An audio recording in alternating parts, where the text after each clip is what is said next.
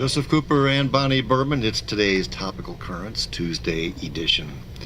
This hour we consider South Florida's efforts to put more people on bicycles to get to work, to school, or to run errands. Despite a relatively flat terrain, South Florida ranks poorly in bike-friendly attributes. We have three experts on hand. First, it's Florida Department of Transportation District 6 Secretary Jim Wolf. He has nearly 4 decades in the transportation field. His FDOT District 6 comprises Miami-Dade and Monroe counties. Welcome to you. Thank you. We also say hello to the Executive Director of the Miami-Dade Metropolitan Planning Organization. She's Aileen Bouclé. She has 20 years of transportation experience and addresses all modes of transit in the county. Thanks for being with us once again, Aileen. Thank you for inviting me. Also in the studio is the Bicycle Pedestrian Coordinator and Intermodal Manager at the Miami-Dade Transportation Planning Organization, David Henderson. He's a past president of the Florida Bicycle Association as well. Welcome to you, David. Good. Thank you. Good to have you all. Let's talk about Copenhagen. So this study that is supported by the Knight Foundation. It's an innovation of 880 cities is it called? So we'll start with you, Secretary Wolf. Tell us, you attended. Tell us about your experience. It was a great experience. First, 880 is not that many cities. It's a philosophy that a city should be appropriate for people from 8 to 80. And I don't think they mean to exclude outside that, but there's a point being made there. And it's very true about our transportation facilities. They need to serve all peoples and all modes, and they need to fit in with the environment. So talk about the study and talk about what you did in Copenhagen and what you learned. We went to Copenhagen because they're a role model. They start out obviously as a European city with European traditions, but around 1990 they looked at the auto-centric mode that they had become and decided to deliberately change. And they've become an extremely bike-friendly city. There are as many people commuting on bicycle than there are in automobiles. It's about 1/3 bicycle, 1/3 transit, 1/3 automobile. That's phenomenal. We just had to go see how they did this. So, Aileen Bouclé, you also were on that study. You also went to Copenhagen. Did it inspire you in many ways? Absolutely it did. And tell us what we were talking about. So, before you went, you didn't own a bike. That's correct. Okay. You did some training. Right. Yes. I agreed to form this team because I thought it was very important that Miami had an opportunity, a core team from Miami had an opportunity to go to Copenhagen and see this best practice in the world and how the system is integrated and applied for pedestrian and bicyclists and vehicular traffic. So upon learning that we won, it was competitive. Many teams across the nation competed to go. Upon learning that we won, my husband went and bought bicycles for us, and we started practicing every spare moment so I could be ready for this, and I've never stopped bicycling since then. So it's had a profound impact, and especially from the professional perspective as to how their approach to designing bicycle and pedestrian amenities. So how much biking did you do in Denmark on the trip? Every single day from morning to night, rain, all conditions.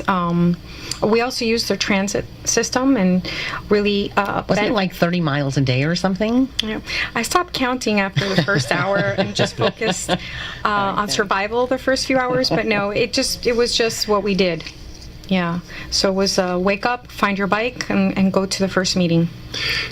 Jim Wolf, you were describing about the people riding the bike to work. They're just average people. We have the image of the Tour de France and somebody's with their rear end up and their head down in this very uncomfortable position. But this definitely is a comfortable ride that they do. And there's no rush. They ride sturdy bicycles and they sit upright. Most of the people are not particularly fast. They're just trying to get to work. They're trying to get to the store. It's a transportation mode. We think of categorizing bicyclists as recreational or adult and child, or some people actually want to get to work. And these vast numbers of people cycling in Copenhagen are taking it seriously as a way to get to work. Let's bring David Henderson into it. He's obviously has a passion for bicycles. Yes, David? That's true. Let me ask you, what are the greatest challenges? So Jim Wolf said they decided in the 90s, Denmark did, or Copenhagen, they're going to become a more bicycle, centric culture. How do we do that in South Florida? Well, I think a big part of the solution is really based on the context. I don't think there's a one-size-fits-all, or every neighborhood is different. I think the approach that Miami Beach takes is going to be very different from what the city of Miami does and what Homestead might do versus what Doral does. I mean, certainly the land use, the development patterns play a big role. The amount of density, right. the proximity of people's houses to where they can shop and where they can do other recreation or go to work. All of that makes a big difference in the success that a city is going to have, or a neighborhood is going to have, in becoming more bike friendly. I think one of the things that they found in Copenhagen and in a lot of European cities is that land use side, that growth management side, became really, really important and had to be an important part. It's not just about building bike lanes or trails or anything like that. So, again, in South Florida, we don't really have that mentality. Well, I think a lot of cities are changing. I mean, the municipalities, you mean? Okay, yeah. I mean, I can see it in Coconut Grove or Coral Gables or, as you say, Miami Beach. But what about Miami? The city of Miami is developing. I mean, the Brickell area, right here around your building here on Northwest 15th Street, is developing very quickly, and within just a couple of years, you're going to have a lot of people who are living here, yes, and will have access, very short distance access, to both practical destinations but also recreational things. I mean, if you lived here, you'd be, 3 blocks away from the Venetian Causeway to be able to get across to the beach. All of the other stuff that's happening around the Omni area and the Arts Center. You would be crazy if you lived around here and you drove to all those destinations. Oh, yeah. Jim Wolf, in Copenhagen, I assume they have suburban areas, of course. They must have a great tandem where you can get on rapid transit with your bike and then go the short hop to your office building or school. Is that how it works? And that's something we need here, is really a total rapid transit system. It's very interesting. Sweden, Malmö, Sweden, is just across the narrow body of water. It's about a half-hour train ride from Copenhagen. A lot of people commute from Sweden to Copenhagen to work. And we went there one day to the Malmö train station, and they had sophisticated parking for over 2,000 bicycles. And that was commuters in Malmö, Sweden, would ride their bike to the train station, park, take the train into work. And this also was happening to Copenhagen from rural Copenhagen within Denmark. On a Sunday, they keep the bike parked there. The bike parked instead there. of taking it on the train. Instead of a car, or instead of bringing. If you take transit, it may not take you door to door. And we talk about the last mile. How do you do the last mile? Or it could be the first mile. So they're taking a bicycle and doing the first and last mile. In downtown Copenhagen, we went to one of the train stations on Sunday morning. It was raining. Why would anyone be out? There were 2,000 bicycles parked there. And the reason was these bikes live there. Someone in the suburbs comes in on the train to the train station, and then they do the last 2 miles to work on a bicycle that they leave downtown. Let's open the phones and, get your feelings about this. Do you currently bike in South Florida? What's your experience with that? And would you bike if it were a little safer to do so? Would you even consider giving up your automobile? Our number is 1-800-743-9576. 1-800-743-9576. Our email is radio@WLRN.org. David Henderson, can you tell us a little bit more about, of course, speaking from your vantage point in Miami-Dade County, but how many bike miles do we have now, and what would be projected in the future? There are about 250 miles of roads that have some kind of a bike lane or some kind of designated facility on it, and there are about 150 miles of separated paths mostly along canals or underneath Metro Rail, or we talked about the Atlantic Trail along Miami Beach. And then in the TPO's 5-year transportation plan, we're going to be building there are projects in that plan that will build about another 75 miles of roads with bike lanes. We'll add bike lanes to about 75 miles of roads, and about another 50 miles of separated trails. Something you said earlier is really interesting. Give us the rules about bikes in the county and the various municipalities as far as riding on the sidewalk. Well, so under Florida state law, bikes are treated as vehicles when they're riding on the road, and a bicyclist is expected to follow all the same rules. So to stop at red lights, to yield, ride in the same direction, right? Okay. Stay on the right, pass on the left, all of those. Okay. Bikes are also allowed to ride on the sidewalk unless it's prohibited by the local jurisdiction, and so there Which are would a few require places. signage then. Right. The local government would have to pass an ordinance. I think the one you always hear about is Bal Harbor. Right, you can get prohibits bike ticketed riding. for riding on the sidewalk in Bal Harbor. However, in Bal Harbor, there are no bike lanes. On A1A, Hollands. that's right. No, That's right. there are not. They're doing a nice job with that path along the beach, though. Yes, they did a great job. Well, they prohibited biking on the beach for a while, and But back to they what we were just talking allowed about, it. what are the rules as far as once a bike is on the sidewalk? So when you are on the sidewalk, the rule is actually very simple. It's yield to pedestrians. Okay. It's you're a person riding a bike yields to anyone that's walking, and in fact, both to be safe and to be courteous, you should really be riding at about walking speed, because somebody pulling out of a driveway, pulling out of turning out of off the street onto the sidewalk, usually isn't expecting to see someone riding a bike at a faster speed, or if necessary, walk the bike.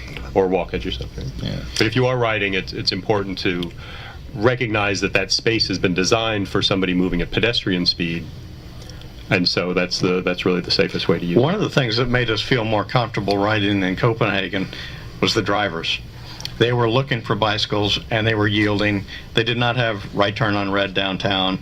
It just felt like they were going to see us. I don't always feel that riding in South Florida. I have about 8 people lined up here on the phone Oh, lines. very good. Dangers of cycling in South Yeah, Florida. I mean, what about the drivers texting?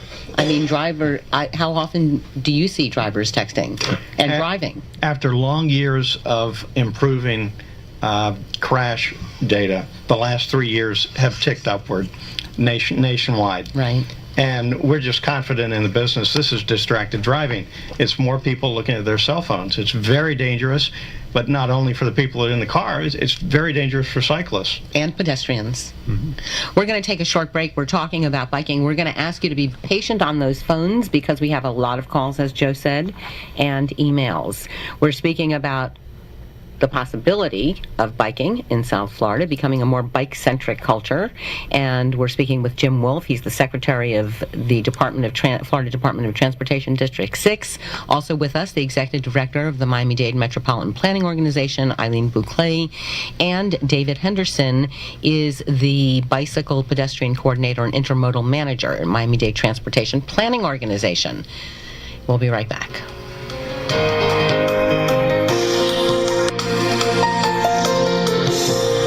And we're back with today's Topical Currents. Joseph Cooper, Bonnie Berman. We were talking about commuting and bicycles in South Florida. Of course, we have Jim Wolf, Aileen Bouclé, and David Henderson.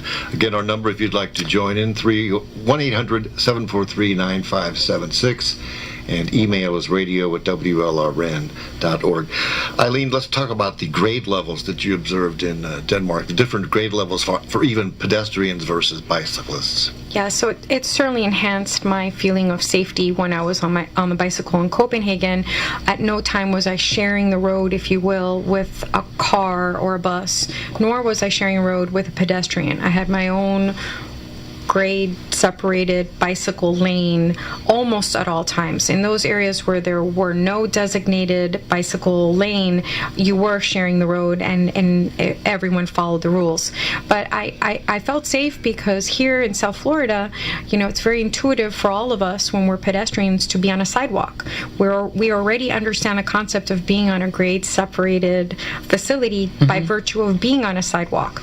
Cars accept that, pedestrians accept that. Neither car nor pedestrian expect that we would be sharing that.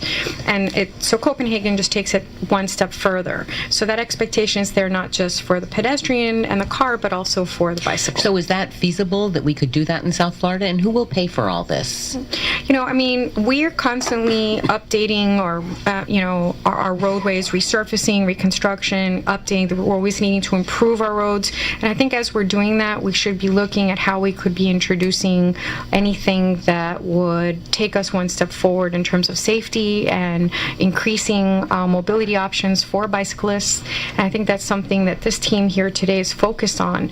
In what areas can we look at? Areas like universities where you have a lot of students that could benefit if they do have that option and feel safe to use it, and connect to transit and these types of, it's definitely multi-jurisdictional, multi-agency. You need to bring everyone to the table and look at these areas around the county where we could start introducing these concepts, something we're already doing now. Is there a lot of support from the community at large, from all these different areas and different sectors? Well, no, actually, it's kind of interesting. It really depends on where you're at. There are some areas, and I think Jim can share many stories, that the state, on a state road where there's a construction project coming up, where the stakeholders along the corridor do not want a bicycle lane, especially if that means that you have to sacrifice the parking lane or in any way affect access in some way. So, and then you go to other areas where you have more support. So it's not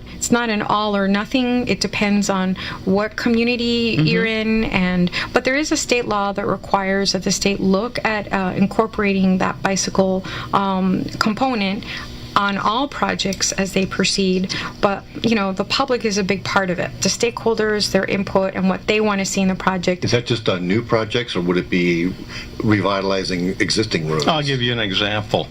Calle Ocho. We're doing a project development study right now, and we're getting citizen input. We start by looking at a large number of alternatives, and we get feedback on what the community wants. And it's always about trade-offs when you have an existing corridor. Right now, Calle Ocho is 3 lanes in one direction, parking on both sides, and sidewalks. So you've got 80 feet to work with, and that's it. What are you going to do with that 80 feet? You can take 1 lane away and have only 2 lanes, and the traffic will all slow down. But what do you do with that 1 lane? You can put in bike lanes, or you can have wide sidewalks, or you can put in an exclusive express bus lane, and you can put in a median, you can put in more landscaping, but you can't do all of these things. So a lot of times when you look at urban transportation design, it's a matter of trade-off. So we hear from all the constituencies, and we make choices. I'm just, in New York City, if they can take away a lane or 2 in New York City, which they did, like on Broadway and 7th Avenue, around there, I mean, we can do it here, certainly. We have far fewer cars. Most of the options on Calle Ocho look at taking a lane away, with predictable consequences for the projected traffic. And out west on 8th Street, the traffic is horrendous at all hours of the day. One option being looked at is, and of course, taking parking away is not feasible.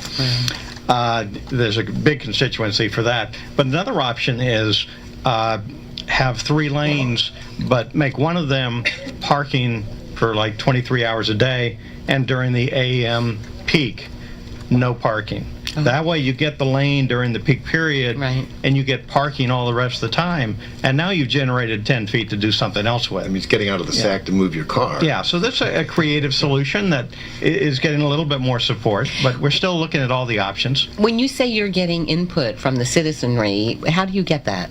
How do we go about that? Normally, our engineers huddle for a couple of months, and then we have a public hearing and get input, then we go change it, and we come back out.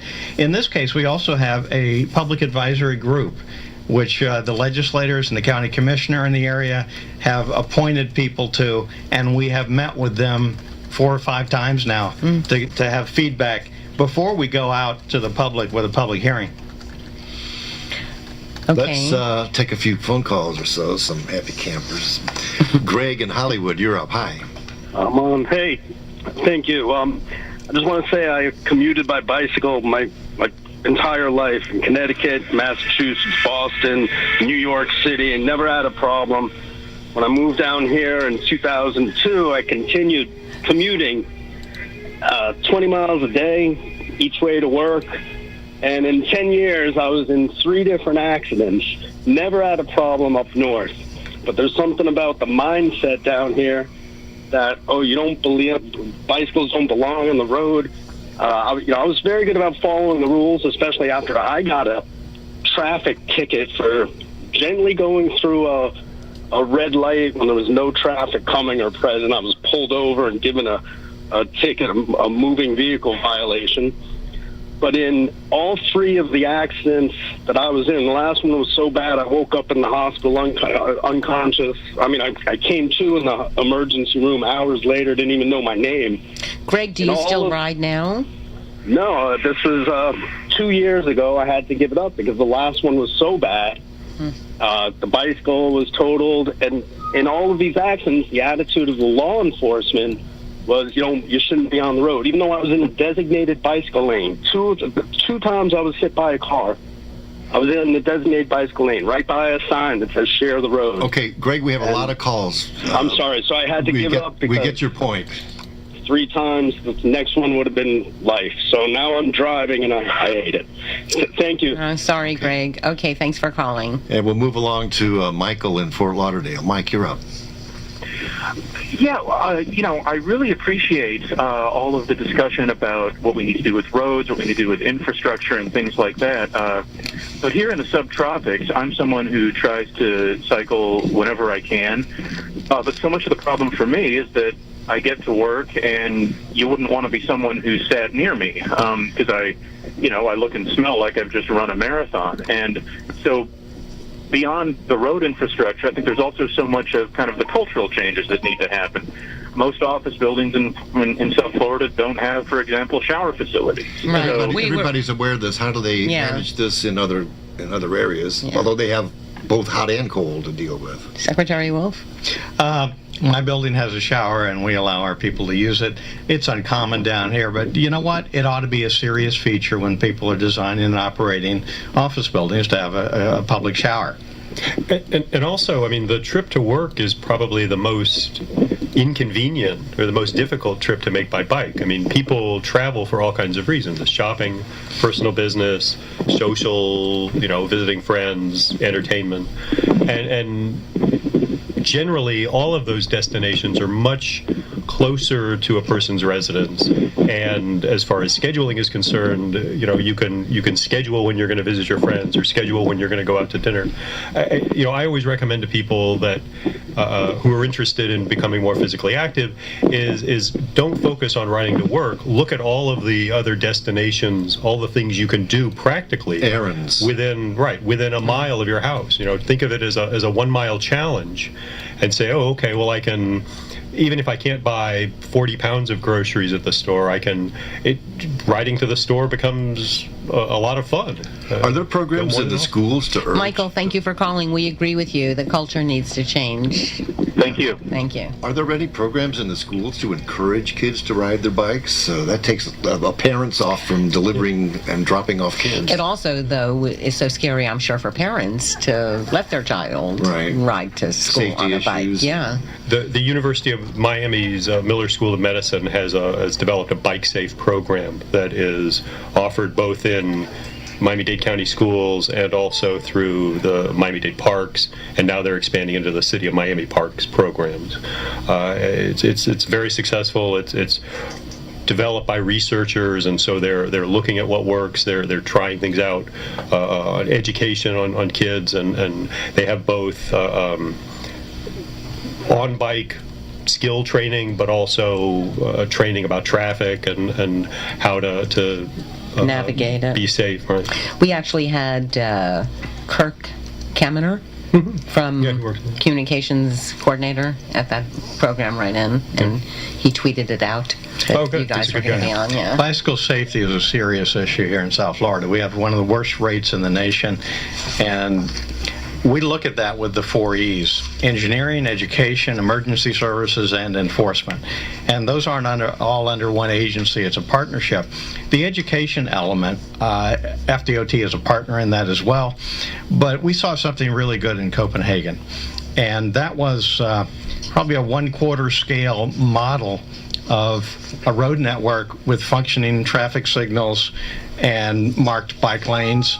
And toddlers would be out there with their grandmothers or something learning bike safety. And they would stop, it's red, they would wait for the green, they would go.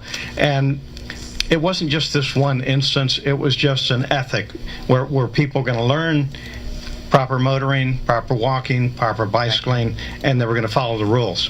And I want to add to Jim's point, because it was one of the top 3 observations that I had in Copenhagen, was the element of educational reinforcement. It's not just teaching kids how to ride bikes, but at all times when you're in Copenhagen, you're reinforced the rules of the road, if you will. You have these parks with these simulated small-scale intersections that are teaching children how to safely maneuver and use the bicycle lane, and you have signage and you have signals. You're constantly being reinforced educationally on how to share the road and use it safely. And also the element of public trust was another main observation. There's an expectation that people are going to follow the rules. Simulated intersections in parks. Yes, that's correct. The traffic gardens, it's and they don't just do bicycling. They have little pedal cars. So they have kids that are driving, they have kids that are riding bikes, and they have pedestrians too. And so it shows how they all interact together. We're speaking about having more of a bicycle culture here in South Florida with Jim Wolf. He is the Secretary of District 6 for FDOT. Also Aileen Bouclé, also David Henderson, and we'll be right back.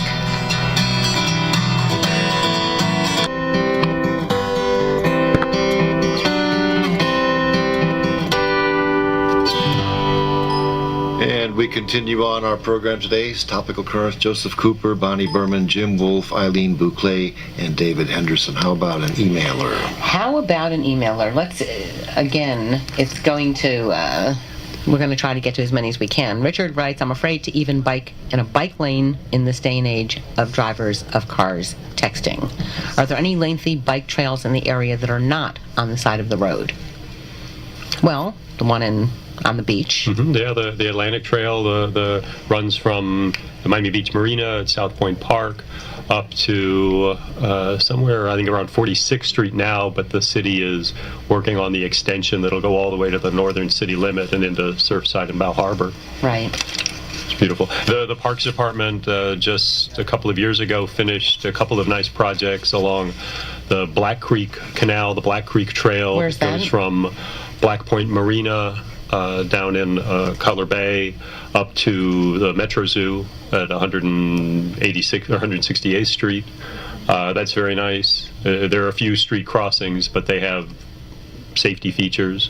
And then also North Miami Beach and crossing over into Miami Gardens, there's a very nice trail along the Snake Creek Canal that goes from around West Dixie Highway in North Miami Beach up, follows the canal underneath I-95 and goes off into Miami Gardens. Okay. And next caller, we have Peter in Miami. Peter, you're up. Hi. Hi, thank you. This is a great topic, and there's a lot of projects that are coming online. There's the Plan Z over the Reichenbacker.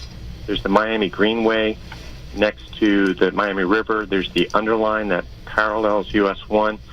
And there's also the Ludlam Trail, which goes from the Miami Airport, King High Park, just south of the airport, straight south to Dadeland.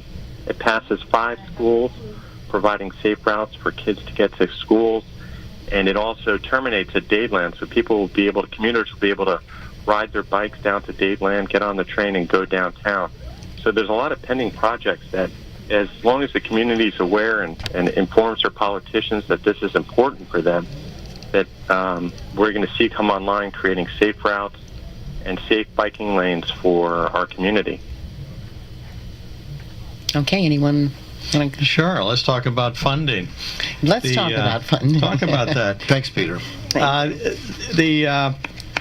The Underline is currently the Empath. There's the Empath there, but it has issues that could be improved, and the underline would upgrade that into vibrant public spaces with features that aren't just the path. The path itself would be improved. The crossings with the busy highways would be improved. Some places would have overpasses.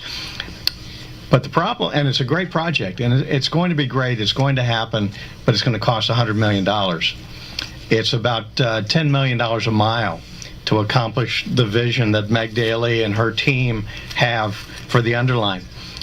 The legislature, in the recent session, the legislature passed $5 million special appropriation for the Ludlam Trail and $5 million special appropriation for the underline. And that's a lot of money. That'll get a piece done, but they're still looking for more contributions from the county, the state, federal government, and the public. Believe it or not, you get the public. You get adjacent businesses, for instance. A new office building goes up, and it funds a little piece of the trail. So it's going to take a concerted effort and probably several years to get the entire vision accomplished, but it'll change the areas. Part of what the underline will do is create public space that merges into the adjacent land development and has a seamless flow. Great cities look like that, and I think it's an excellent vision. Christopher wants to know, I know this isn't your region, if you know of any plans to connect the 17th Street Causeway to points south of the Fort Lauderdale Airport. It's probably the most difficult area to navigate on a bicycle. Are you familiar with any of those plans? I don't think there are any such plans, but I've been not working in that area for the last 2 years, so I might be out of date, but it's that's the Port Everglades area. Right. And you're not going to have a bike trail going through a security area. Well. And we'll go on to more callers. We've got Margot in Miami. Margot, you're up. Hi. Hi, thanks for taking my call. I have been commuting to work in Miami for the past year and a half using the city bike. And I found it to be really convenient because sometimes I bike to work and it's raining and I don't want to bike home. And so I can just take a ride share or something else. Also, you guys were saying maybe try Hello. near places that people go on the weekend. There's a bunch by the Pam, downtown, the beach. So I just wanted to encourage people that have maybe been a little bit wary of jumping on a bike to test the water with City Bike and look up the map and see what might be on their route. That's a good idea, Margot. Thanks for calling. Yeah, the shared bike programs have been really successful in a number of cities, the European ones in particular. Miami Beach has a very, very large shared bike program, and it's really changed things. You talk about drivers expecting to see bicyclists, making bikes conveniently available to people is something that has really done a lot for raising the number of people riding. Robert writes, I've lived in many areas, South Florida, hands down the absolute worst for biking. I still do it. Group rides for recreational street cycling, dedicated trails for mountain biking, transportation for shorter distances, but there are no areas accessible from home for fun rides. I never go out for a fun ride on my own. That's too bad. Yeah. Ken in Miami Beach. Hello. Hello. Go ahead. You're on the air. Can you hear me? Yes. Hey, I'm just calling. I wanted to follow up. Turns out your first caller had similar concerns regarding law enforcement's role in this, in cycling infrastructure. And I've been a bike commuter in Miami Beach for like 13 years now. I'm actually still recovering from a hit and run a year and a half ago where a Mini Cooper drove into me from behind at 40 miles an hour, fled the scene. And the Miami Beach police showed up and said, not our job, and left. They refused to talk to the witnesses. They refused to look at the video of the incident. They brushed it under the rug. The driver eventually turned herself in because the video got pretty popular online quickly. And they brushed it under the rug so that she received no punishment, just 12 hours of online driving classes. She didn't even get points in her license for nearly taking my life. And that's just one of a million incidents where I've seen Miami Beach police not care about bike accidents, and I've been vocal about that for years. And 2.5 years ago, in an apparent retaliation, I was violently and unlawfully arrested by the police before riding a bicycle. Ken, your story really hits home. It's a little off our topic. I think you need to take this up within other areas with the chief of police in Miami Beach.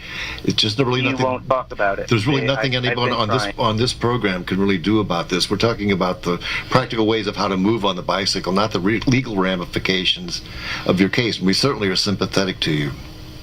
So thanks for calling. Thanks for your time. Okay, thank you, Ken. Yeah, I think some of that has to do with attitude, and you can get the same issue with motorists, feeling that they don't need to share the road and the bicycles shouldn't be there. Well, the fact is the bicycles should be there, and they should be made allowance for. Right. And next caller, we've got number 4? 3. It's been waiting. No. Remy in Perrine. Hey there. Hi. I perfectly understand where a lot of the people are coming from. Rather than talk again about the dangers, there's a national group called Rails to Trails. We got a lot of train tracks all through Miami-Dade County that I don't know if they're really being used. Maybe that would make for a good connecting system. So if you only have 10 miles to ride to work, it's completely doable. I just didn't want to get back to, I too got hit by a car, but I don't want to even talk about that.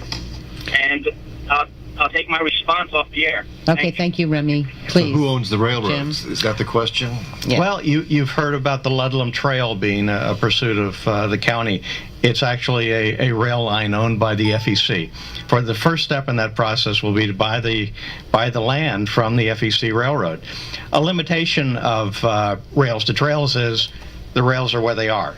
They may not have logical destination endpoints, but when we have an opportunity to pick up a 10-mile segment of good bicycle facility, we need to do that, and then we need to work on the connection so that we make a network. We're speaking about bicycling in South Florida, and we'll take this last break, and we'll be back, try to take more of your calls and your emails. Stay with us.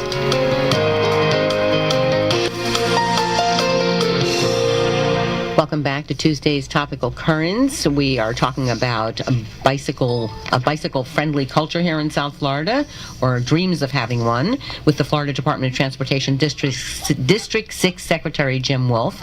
Also with us, Executive Director of the Miami-Dade Transportation Planning Organization, Aileen Bouclé, and the Bicycle Pedestrian Coordinator and Intermodal Manager at the Miami-Dade Transportation Planning Organization, that's David Henderson. Aileen, I wanted to ask you about this Strategic Miami Area Rapid Transit program and where that stands and what it is. Sure. Since I was here last time when we first discussed it online, the TPO board has prioritized 6 rapid transit corridors and 6 bus express corridors that are really subdivided into smaller routes.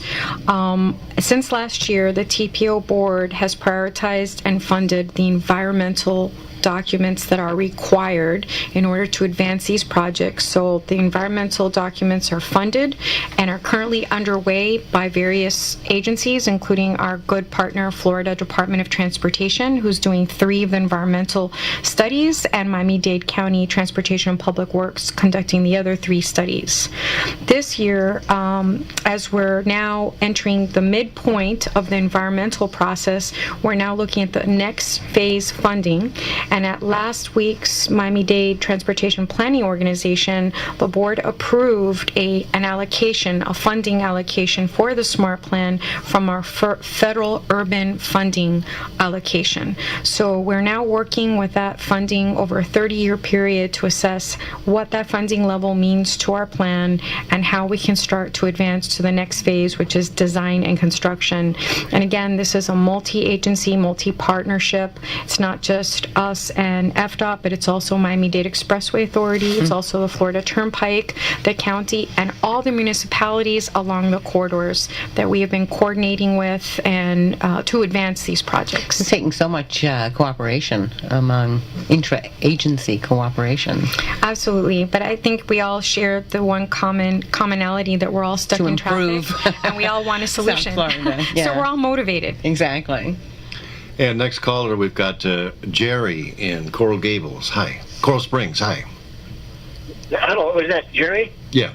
Oh, yes. Thank you for taking my call. My wife and I used to enjoy trail biking around our camp area when we lived there, but now living over here, I see bikes all over and they're having problems with bike paths, and they need more and all, and I understand that. However, as I understand, our gas taxes pay for quite a bit of our road construction and maintenance. In Coral Springs, you're supposed to register your bike with the city, and in doing so, I think they should ask for a pittance from every bike owner and issue them a license plate, and they can pay part for their own bike trails. Huh. Aileen? I think that's an interesting concept. And in fact, we've been doing a series of bike rides, multi-agency bike rides on the weekends to get from behind the desk and live the designs that are currently in place. And one of the thoughts that I had is that wouldn't it be interesting if every person applying for a driver's license was required to ride a bike for a 90-day period before getting their driver's license? Well, that's what, unfortunately, we don't have time for everything, but is to educate people about bicyclists. Yeah. Yes. And next up, we go to Jader. Jader in Coral Gables. You're up. Hi. Yes, hi. I'm calling because I just wanted to share my perspective, my experience of what it's been like riding a bike in Miami. Like a lot of callers have expressed, it's kind of hostile to ride bike in Miami. It's, I guess it's part of the culture. I guess Miami's on its way to transitioning to a bike-friendly city. And the question is this, do you have any updates on the underlying project that Miami's trying to implement here? You talk about the underlying project. Yes. Well, they had good news this year that they got $5 million more of funding that'll be immediately available. But the way you were presenting this, that seems like a drop in the bucket. It is. That'd be about 1/20th of what is required, but it'll be done piece by piece. And in fact, we already have an operating path, or the Miami-Dade County does, so this will be enhancements and improvements to that. So what you'll see is segments of that path being improved as the funding accumulates. And we're not likely to see the European version with the different grades for bicyclists and pedestrians then. Well, that's something we are looking at. It's something. So what timeline? Can you give us a timeline on any of this? You know, is it just going to happen incrementally in certain municipalities? You do what you can, and little by little, you know, and... That's correct. It is incremental, and I think we're way behind the curve in having enough facilities here. But we already have some. You've got a bike path on the Julia Tuttle. You could name a lot of routes, 250 miles already, but it's not nearly enough. And we've heard that frustration out there from people. We have an emailer. Susan says, adult tricycles. I have an adult tricycle. Love it. I ride on the sidewalks in Coral Springs. I guess they're permitted to there. More and more people are getting them. Adult. Have you seen them? I saw them in Copenhagen. Oh. With children in the front to facilitate, transporting more than one person. Don't you ride your unicycle over the Julia Tuttle behind you? No, not recently. Let's take another caller. Tony in Miami Beach. Tony, you're up. Hi. Hi. I just wanted to share my experience. I've been getting around on a bicycle here for at least 15 years, and I got in the habit of it from living in Germany. And my experience is I've never had an accident. I've commuted some pretty long distances, but I use the sidewalks to escape when it's bad. I walk the bike when necessary, and I feel it's unsafe. I put the bike on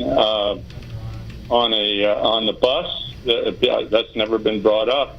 It's a very powerful tool to use the bike in conjunction with the bus, because you can ride to the places where the bus is running through and get through the main arteries and then get off and have the bike to get around locally. You don't have the problem of parking, or you can also don't get stuck in traffic when you get into the urban areas. Yeah, good point, Tony. Thank you.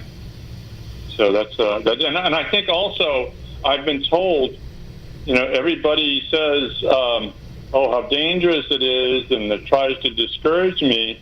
But there are a lot of people out there on bikes that that avoid being safe. You have to kind of put your ego in your pocket. You can't get around on a road bike. Yeah, I just wonder about the people who have ear pods on while they're riding bike in traffic. Yeah. Okay, Tony, thanks. Yeah. Thank you, Tony. Okay, and also one other thing. There's on Google Maps, there are bike routes that are on there. Yeah. Okay. So that's very helpful. You can see how many days it takes to get to Kankakee. Right. Thanks. Okay.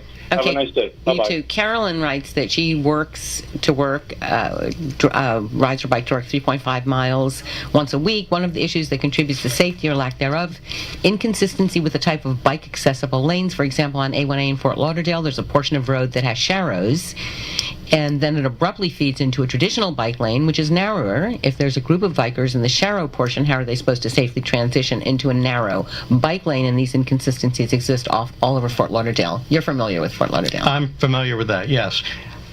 We do what we can. Every time we redesign, rebuild a road, we look at the cross-section and we try to fit in a bicycle provision. When you see sharrows, it's because we don't have 5 feet for a bike lane. What we'd really like to have is 5 feet for a bike lane and then 2 feet for a striped-out buffer. Right. We'd like to have 7 feet. We find roads where we don't have 7 feet, we don't have 3 feet, but we know we have bicycles. Maybe it's a missing link, and we warn the motorists you're going to be sharing the road with a bicycle. It's not the best, but it's what we can do. We saw that in Copenhagen, too, a recognition that you live with what you've got, and you can't have the high-type design everywhere. Aileen Bouclé, the executive director of the Miami-Dade Transportation Planning Organization. What's the best way for citizens who want to urge for more bicycle awareness to make their voice heard among their county commissioners and such?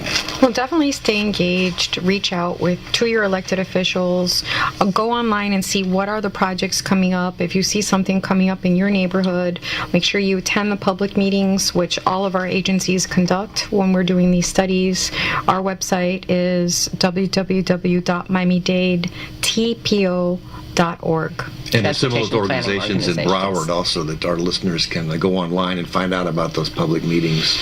Well, we want to thank you all. Again, we've had several emails about bikers not obeying the traffic rules. Again, if you would just state they're supposed to follow the same rules as automobiles. They're in the road. They should follow the rules of the road. Wear a bicycle helmet. Take those earbuds out. You need to be listening to your environment as well. Just stay alert and stay alive. Okay, and that was Jim Wolf. He's District 6 Secretary of the Florida Department of Transportation. Also with us was the Executive Director of the Miami-Dade Transportation Planning Organization, Aileen Bouclé, and Manager at the Miami-Dade Transportation Planning Organization, David Henderson, also the Bicycle Pedestrian Coordinator and past President of the Florida Bicycle Association. Thank you all so much for being with us. Thank you.